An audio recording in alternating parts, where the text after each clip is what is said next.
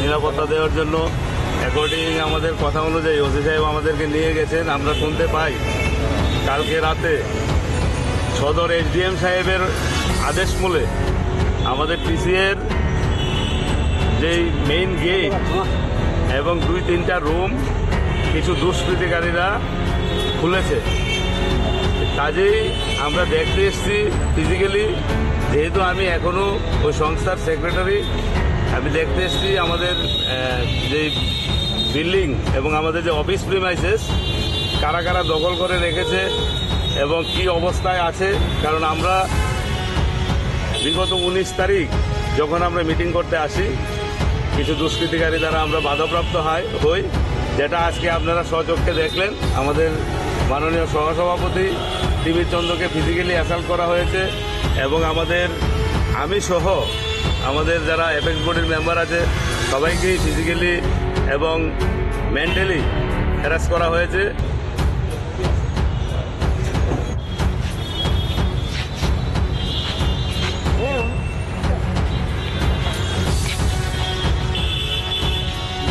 এখন আমি vice president, আগের টার্মে আমি সেক্রেটারি ছিলাম। আমার নিজের অফিসে অ্যাজ এ প্রাক্তন প্লেয়ার হিসেবে ঢুকতে আমি অ্যাসল্ট হয়েছি। এর থেকে বড় আমার কাছে শকিং কিছু নেই। আমি ভাবতে পারছি না যে এই ক্রিকেট অ্যাসোসিয়েশনের এই অফিসটা সবসময় আমরা পবিত্র জায়গা বলে ভাবতাম, কিন্তু আজকে এই ঘটনার পর এই অফিসে আমি আশা নিয়ে আমি সত্যি নিরাপত্তাহীনতা করছি।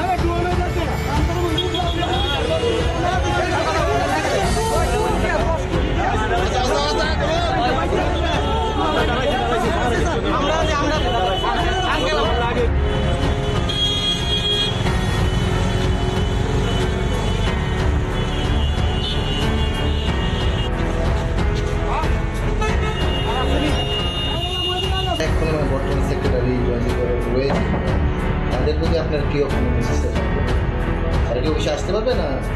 তারা তো সেক্রেটারি আছে, কিন্তু জেনারেল বডি একটা সিদ্ধান্ত রয়েছে যে একটা ইনকোয়ারি ইনস্টিটিউট হয়েছে। এই ইনকোয়ারিটা হওয়ার সাথে তারা যেন অফিসে না আসে, ইনকোয়ারিটা হয়ে গেলে তারা এটা হলো জেনারেল বডির সিদ্ধান্ত। ইনকোয়ারি আমরা স্টেট গভর্নমেন্টের কাছে রিকুইজিশন দিচ্ছি, তো ওরা স্পেশালাইজড লোক টিম হিসেবে যাদের পাঠাইছে তারা সেই সাথে কি এখানে যে ইনকোয়ারির এসেন্সিয়ালস কাগজপত্র এগুলো সিল ছাপা করার প্রশ্ন আছে। তো সেইটার সুরক্ষার জন্য এবং এটা যাতে কেউই তাদের প্রভাবশালী, তো তাদের প্রভাবে যাতে কেউ এটা ম্যানিপুলেট বা ম্যানিউভারিং না করতে পারে, সেই জন্য জেনারেল বডি এজেন্ডা নাম্বার 4 এই সিদ্ধান্তটা নিচ্ছে যে তারা জন্য